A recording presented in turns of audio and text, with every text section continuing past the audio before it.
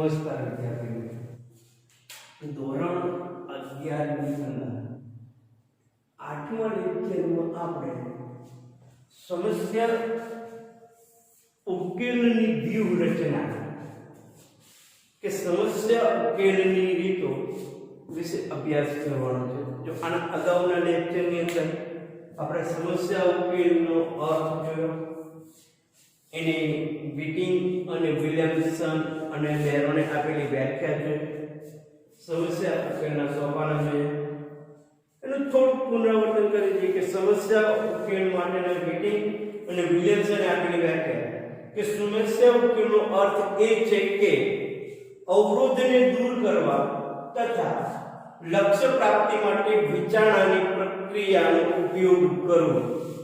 જો વિટિંગ અને વિલિયમસનની વ્યાખ્યા શું છે?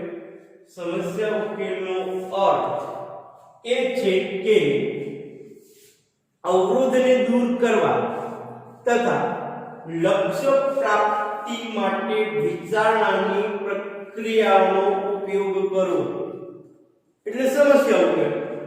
પછી બીજી બેરોને આપેલી વ્યાખ્યા કે સમસ્યા ઉકેલમાં વિભિન્ન પ્રતિક્રિયાઓ કરવી, તેમાંની સાચી પ્રતિક્રિયાને પસંદ કરવી અને તેના માટે પ્રયત્ન કરવામાં આવે છે જેથી ઈચ્છિત લક્ષ્ય પ્રાપ્ત થઈ શકે। આ બેરોને આપેલી વ્યાખ્યા। પછી સમસ્યા ઉકેલના આપણે 7 સોપાનો જોયા હતા કે કોઈ પણ સમસ્યા આપણે જ્યારે ઉકેલવી હોય તો એની માટેનું પહેલું સોપાન શું છે? તો કે સમસ્યાને ઓળખવી।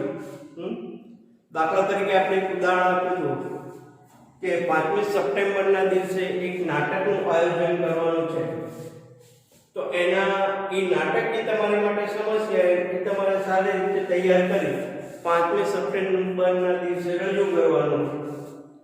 તો એની માટે સમસ્યા પહેલી ઓળખવી એનું પહેલું સોપાન છે। તો આપણે એ જોવાનું કે આપણી જે સમસ્યા છે એ કેટલા દિવસની અંદર આપણે ઉકેલવાની છે। દાખલા તરીકે 7 દિવસનો ગાળો છે, તો આ સમસ્યાની આપણે ઓળખ જોઈએ। પછી સમસ્યાનું નિરૂપણ કે વર્ણન કરવું। જો તમારી જે સમસ્યા છે કે નાટક કરવું, તો એનું નિરૂપણ કે વર્ણન કેવી રીતે કરશો? તો કે નાટક માટે યોગ્ય કથાના એટલે કે યોગ્ય હીરો, એક આપણે ફિલ્મ જોઈએ તો ફિલ્મની અંદર મુખ્ય નાયક જે છે એ, બીજા સાથી કલાકારો શોધવા। ત્રીજું કે તમારા નાટક માટે જે ખર્ચ થવાનો છે એ ખર્ચ માટે જે નાણાં જરૂરી છે એ નાણાં ભેગા કરવા। આ સમસ્યાનું નિરૂપણ કે વર્ણન થાય। પછી ત્રીજું સોપાન છે કે ઉકેલની યોજના કરવી અને પેટા લક્ષ્ય નક્કી કરવા। કે ઉકેલની યોજના તમે કેવી રીતે નક્કી કરો? ધારો કે તમને નાટક ના મળતું હોય તો તમે તમારા શિક્ષક પાસે જાઓ, એમની જોડેથી મદદ લો, અથવા બીજા સાથી મિત્રો છે એમની પાસે મદદ લો। યોગ્ય રીતે પૈસા જે કે નાણાં જે ભેગા કરવાના એ ભેગા કરી લો। એના જે પેટા લક્ષ્યો છે એટલે કે બીજા જે કલાકારો શોધવાના એ બીજા કલાકારો શોધો, એને અનુરૂપ કલાકારો શોધો, એટલે એ નાટકનું યોજના બનાવી કહેવાય કે એના પેટા લક્ષ્ય। પણ દરેક ઉકેલનું મૂલ્યાંકન કરો। તમે જે કથાનાયક શોધ્યો છે, જે એના 60 કલાકારો શોધ્યા છે, જે તમે ઉકેલ પસંદ કર્યો છે, એને અનુરૂપ તમે નાટકની તૈયારી કરી, એ દરેક ઉકેલનું મૂલ્યાંકન કરો કે આ બરાબર યોગ્ય છે અને યોગ્ય ઉકેલને પસંદ તે દિશામાં અમલીકરણ। પછી તમને એમ લાગે ના આ તમારું નાટક જે છે એ સક્સેસ થઈ શકશે અને એની માટે જે તમે ઉકેલ શોધ્યો એ દિશાની અંદર તમારે આગળ વધવાનું। પરિણામનું મૂલ્યાંકન કે જ્યારે તમને એમ લાગે કે અમે જે નાટક કરેલું જે છે એ વખાણવામાં આવેલું છે કે નહીં એનું મૂલ્યાંકન કરો। કારણ શું કે ભવિષ્યની અંદર ક્યારેક તમારે એવું જ નાટક કરવાનું હોય અને એ માટે તમે જે પ્રયત્નો કર્યા હોય એ પ્રયત્નો તમે એને અનુસરી શકો માટે એનું મૂલ્યાંકન કરો। સાતમું, સમસ્યા અને ઉકેલ વિશે પૂર્ણ વિચારણા કરવી, એના વિશે ફરીથી વિચારણા કરવી, એનું અર્થઘટન કરવું, એની સમજૂતી કરવી. બસ આ 7 હતા. પછીનો નેક્સ્ટ જે આપણો ટોપિક હતો કે સમસ્યા ઉકેલની રીતો.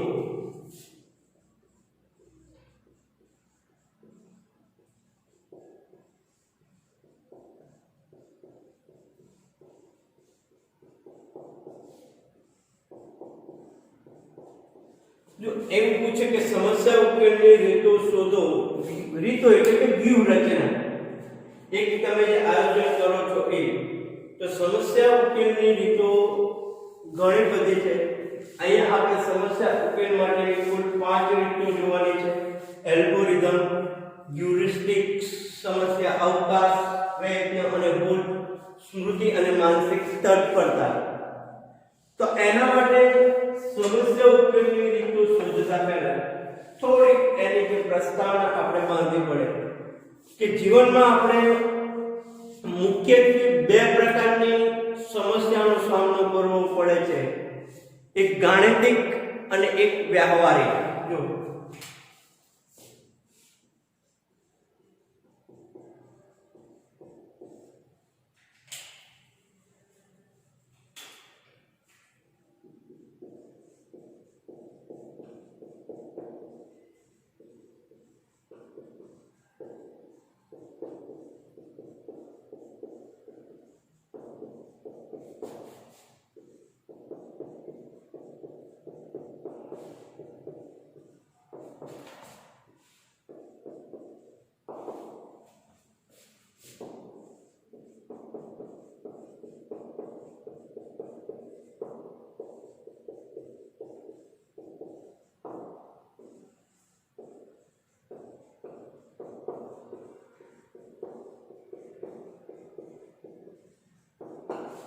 જો એક ગાણિતિક સમસ્યા અને એક વ્યવહારિક સમસ્યા. જ્યારે આ 2 પ્રકારની સમસ્યાઓ, તો ગાણિતિક સમસ્યા કોને કહેવાય અને વ્યવહારિક સમસ્યા કોને કહેવાય એ આપણે સમજીએ. દાખલા તરીકે જો કે તમારે ₹5000 નું વ્યાજ વાર્ષિક 12% લેખે સાદું વ્યાજ કેટલું થાય એક શોધવાનું કે ₹5000 નું વાર્ષિક 12% લેખે વ્યાજ કેટલું થાય તે શોધવાનું છે. તો તે શોધવા માટે એક પ્રકારની સમસ્યા છે, એના સમાધાન માટે તમે શું કરશો? સમસ્યા ઉકેલની રીત માટે આપણે કીધું કે આપણે 2 પ્રકારે જીવનની અંદર સમસ્યાનો સામનો કરતા હોઈએ છીએ, એક ગાણિતિક સમસ્યા, એક વ્યવહારિક સમસ્યા. ગાણિતિક સમસ્યા કોને કહી શકાય? તો કે દાખલા તરીકે આપણે એક ₹5000 નું વાર્ષિક 12% લેખે સાદું વ્યાજ કેટલું થાય એ શોધવાનું હોય તો આપણે પહેલા એના સૂત્રનો ઉપયોગ કરીએ, એના નિયમો જે છે, સૂત્રો, નિયમો, એની ક્રમબદ્ધ ગણતરી કરી અને એકદમ સાચો ઉકેલ શોધી શકીએ છીએ. અને ગાણિતિક સમસ્યા કહેવાય. હવે વ્યવહારિક સમસ્યા માની લો કે તમારે કોઈ વ્યક્તિ પાસે ₹5000 લેવાના છે, તમારે ₹5000 જરૂર છે, તો એની માટે તમે શોધશો ક્રમબદ્ધ કે આ ₹5000 મને કોણ આપે, એવું કેટલું વ્યાજ લેશે, બેંક પાસેથી લો, કોઈ લોકો પાસેથી લો. એ વ્યક્તિને તમે શોધવાનો પ્રયત્ન કરશો. એ વ્યવહારિક સમસ્યા છે કે તમારા સામાજિક કે કુટુંબના કે મિત્ર વર્તુળ પાસેથી કોની પાસેથી લેવું, એ વ્યવહારિક છે. એને ગાણિતિક સમસ્યા ના કહી શકાય. ગાણિતિક સમસ્યા છે જેને ક્રમબદ્ધ અને સૂત્ર દ્વારા ગણવાનું હોય એને. પરંતુ જ્યારે વ્યક્તિ તેના પૂર્વજ્ઞાનના આધારે કે અગાઉ સફળતાઓ મળી હોય તેવી અનૌપચારિક રીત અપનાવે. જો સમસ્યાઓ આપણે કીધું કે 2 રીતે આમ શોધી શકાય, એક એલ્ગોરિધમ કે એલ્ગોરિધમ એટલે કે ગણતરી દ્વારા, જો એવું કહી શકાય કે નિયમ અનુસાર ગાણિતિક અને વૈજ્ઞાનિક સૂત્રોનો ઉપયોગ કરીને સમસ્યા ઉકેલવાનો કે મેળવવાનો પ્રયાસ કરે છે તો એને ગાણિતિક સમસ્યા કહી શકાય, એટલે કે એને એલ્ગોરિધમ સમસ્યા કહી શકાય. બીજું રીતે કે જ્યારે તમે સફળતા માટે કોઈ વ્યૂહરચના અપનાવી છે કે એની અંદર કોઈ પૂર્વજ્ઞાન કે અગાઉ સફળતા મળે છે, એવી સમસ્યાનો તમે અહીંયા ઉપયોગ કરો છો, અનૌપચારિક રીત અપનાવો છો, તો કહી શકાય કે તમે હ્યુરિસ્ટિક વ્યૂહરચના અપનાવી રહ્યા છે. આ ઉપરાંત બીજી વ્યૂહરચનાઓ પણ છે કે જેને સમસ્યા અવકાશ કહેવાય. તો આ ત્રણેયનું આપણે અહીંયા ટૂંકમાં વર્ણન કરવાનું છે. તો જોઈએ સમસ્યા ઉકેલની રીતની અંદર પહેલી રીત એલ્ગોરિધમ.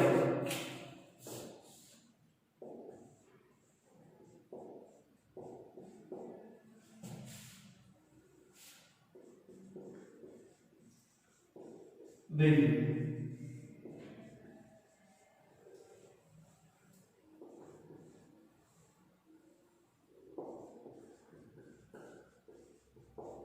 ત્રીજી સમસ્યા અવકાશ.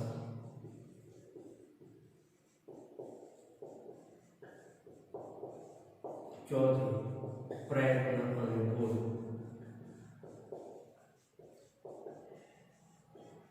પાંચમી સ્મૃતિ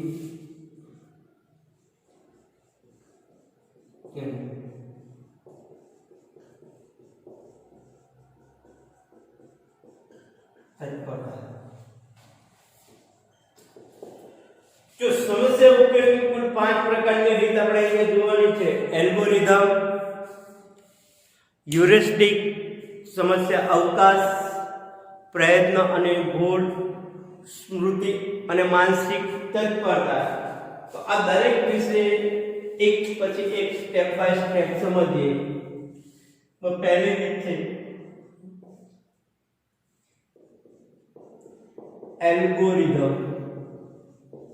જો આ પ્રકારની જે સમસ્યા ઉકેલની રીત છે એ ગાણિતિક સ્વરૂપની પણ કહી શકાય કે આ એક એવી વ્યૂહરચના છે કે તરત કે થોડા સમય બાદ કોઈ સમસ્યાનો ઉકેલ ની ખાતરી આપે છે.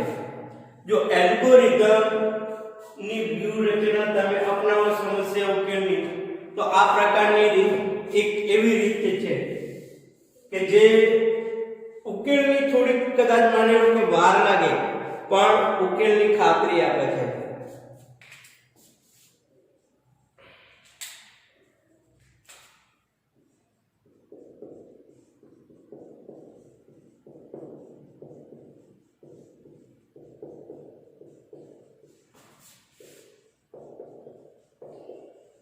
એટલે ભલે થોડી વાર લાગે છે પણ આનાથી તમારો સમસ્યાનો ઉકેલ ચોક્કસ રીતે આવે છે.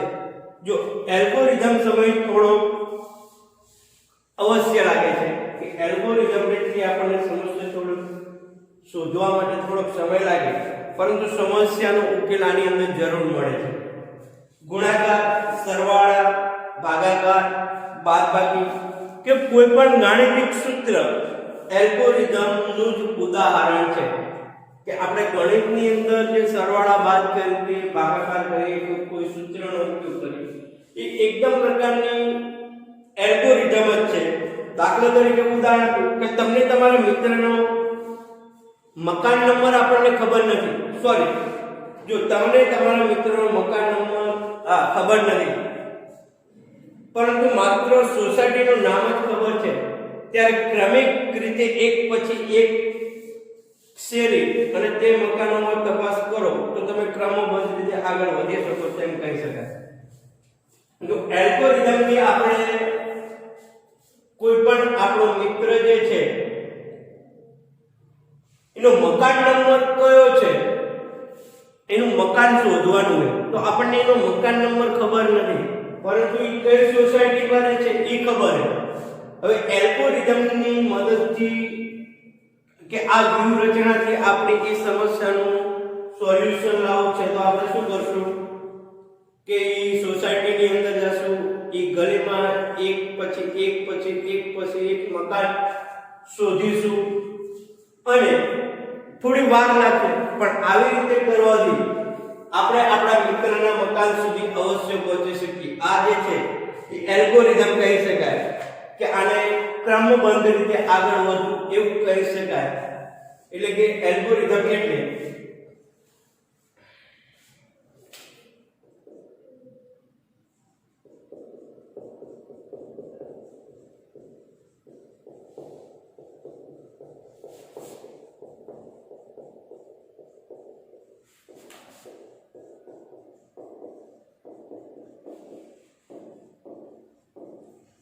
જો થોડી આ સમસ્યાથી આપણે કે આ પ્રકારની સમસ્યા ઉકેલનો પ્રયત્ન કરીએ તો એના સુધી પહોંચી શકાય.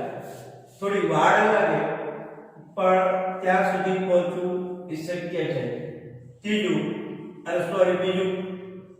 સમસ્યા કે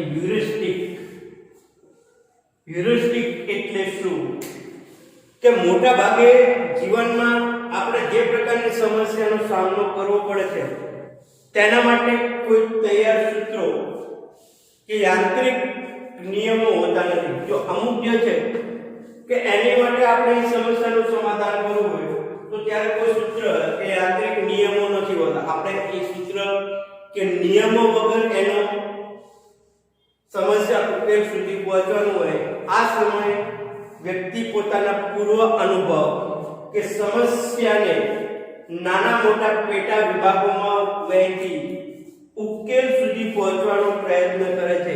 આવી રીતોને વ્યક્તિને સમસ્યા ઉકેલની આસપાસ જરૂર લઈ જાય છે પરંતુ ઉકેલની ખાતરી આપતી નથી. એટલે કે ઉકેલ મળે પણ ખરો અને ના પણ મળે ખરો.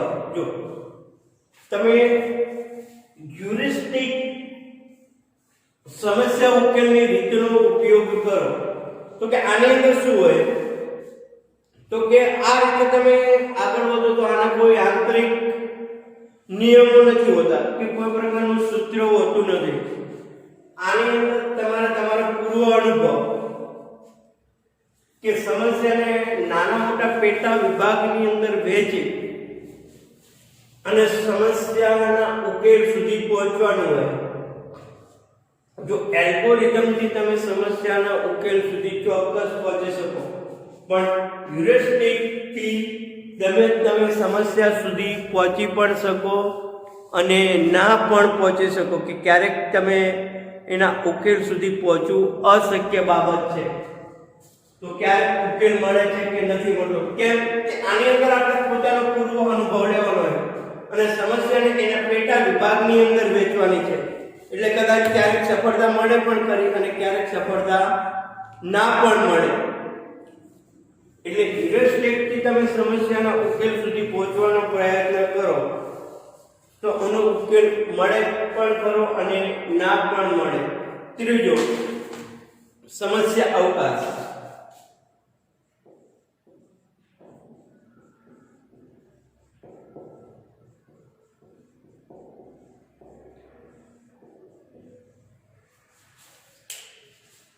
ત્રીજો મુદ્દો જે છે સમસ્યા અવકાશ છે કે જ્યારે વ્યક્તિના જીવનમાં કોઈ સમસ્યા આવે ત્યારે તે પોતાના મનમાં તે સમસ્યાનું એક પ્રત્યક્ષ પ્રતિનિધિ રૂપ દ્રશ્ય રચે છે કે સમસ્યા અવકાશ વ્યૂહરચનાનો ઉપયોગ કરી તમે કોઈ પણ સમસ્યાનો ઉકેલ શોધવાનો પ્રયત્ન કરો ત્યારે શું કર્યો તો કે જીવનમાં કોઈ સમસ્યા આવે તેને આપણે પોતાના મનમાં તે સમસ્યાનું એક પ્રત્યક્ષ પ્રતિનિધિ રૂપ દ્રશ્ય રચે. આપણે મનની અંદર એક આપણે સમસ્યાને વિચારી લઈએ છીએ. તેના દ્વારા વાસ્તવિક સમસ્યા ઉકેલવા માટે કામમાં આવે તે રીતો વિશે વિચારીએ છીએ અને પછી શું કરીએ કે એ સમસ્યાને આપણે મનની અંદર ગોઠવ્યા પછી કે એ સમસ્યાના સમાધાન માટે આપણે કઈ રીતનો ઉપયોગ કરીએ છીએ એના વિશે વિચારીએ છીએ.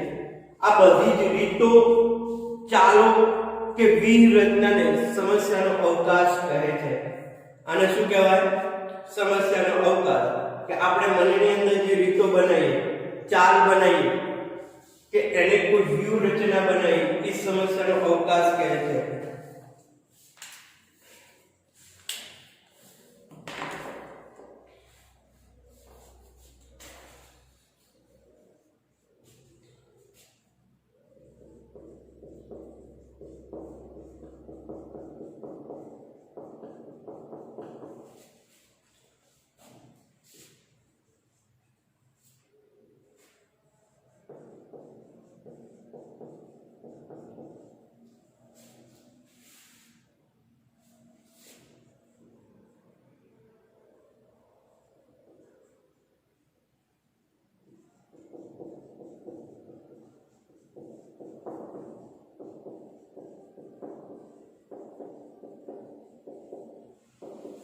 જો સમસ્યાનો અવકાશ કોને કહેવાય? કે આપણે કોઈ સમસ્યાને મનની અંદર લઈ લીધી, પછી એ સમસ્યાને ઉકેલ માટે કેવી રીતો બનાવી, કેવી ચાલોનો ઉપયોગ કરીએ છીએ, કેવી વ્યૂહરચના બનાવીએ છીએ, આને આપણે સમસ્યાનો અવકાશ કહીએ છીએ. શું કહીએ છીએ? સમસ્યાનો અવકાશ. અને એવી રીતે આપણે સમસ્યાના સમાધાન સુધી પહોંચવાનો પ્રયત્ન કરીએ છીએ. જો આ જે છે એ શ્રેષ્ઠતમ રસ્તો શોધે છે, જે રસ્તે ચાલીને તે સમસ્યાની લક્ષ્ય સુધી ઓછા સમય અને શ્રમમાં પહોંચી શકે છે. જો આનાથી આપણે એક તો ઓછો સમય જાય છે,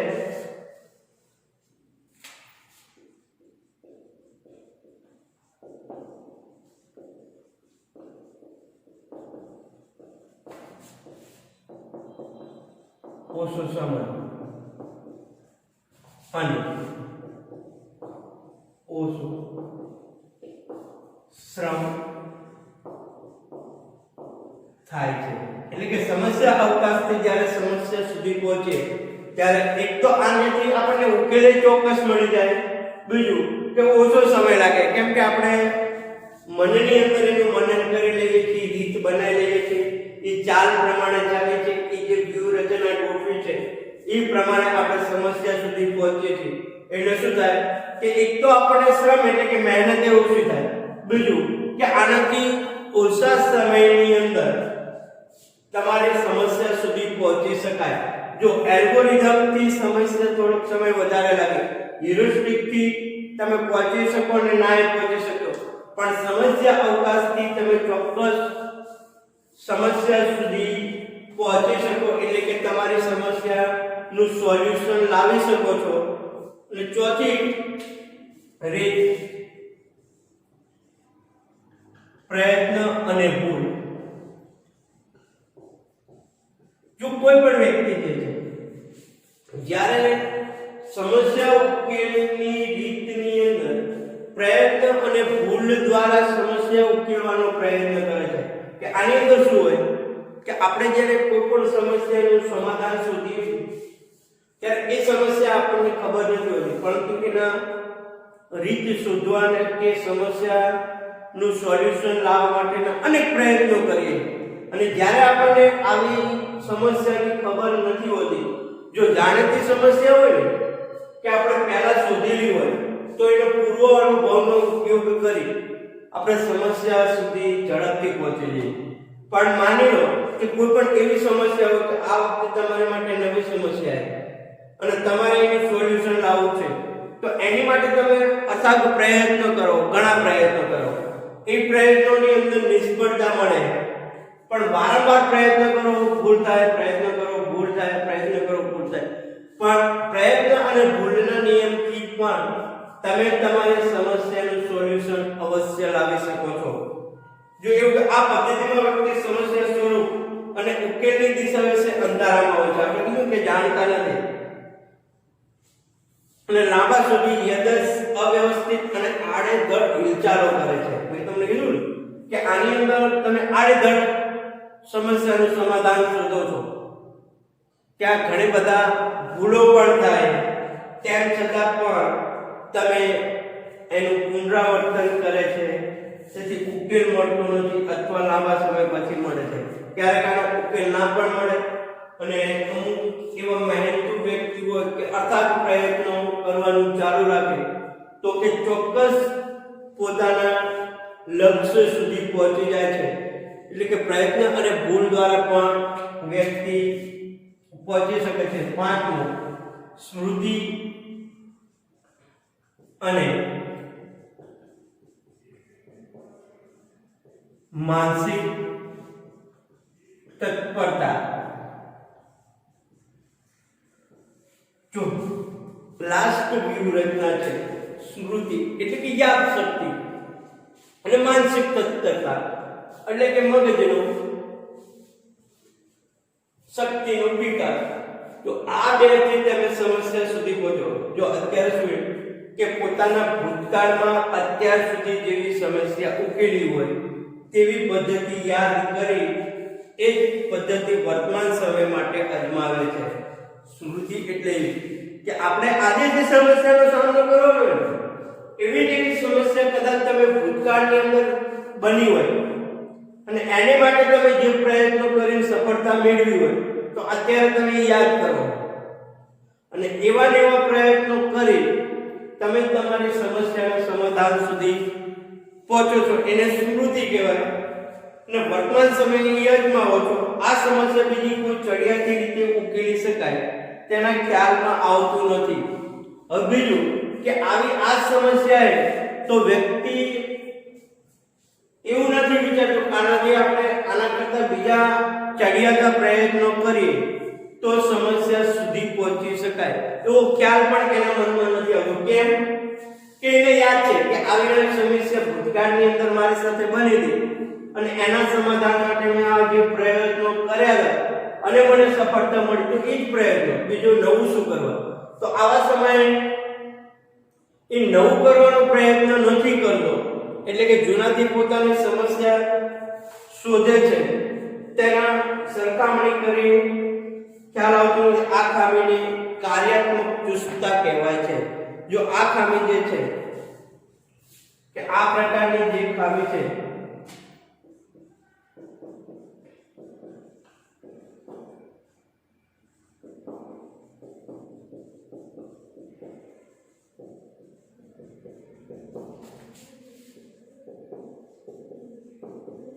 આ પ્રકારની ખામીને કાર્યાત્મક ચુસ્તતા કહેવાય કે તમે કાર્યની અંદર ચુસ્ત છો ખરા પણ તમે જૂની પદ્ધતિનો ઉપયોગ કરો નવું કાંઈ શોધવાનો પ્રયત્ન કરતા નથી. આમ સમસ્યા ઉકેલની જે 5 રીતો આપણે જોઈ એલ્ગોરિધમ, હ્યુરિસ્ટિક, સમસ્યા અવકાશ, પ્રયત્ન અને ભૂલ અને સ્મૃતિ અને તત્પરતા.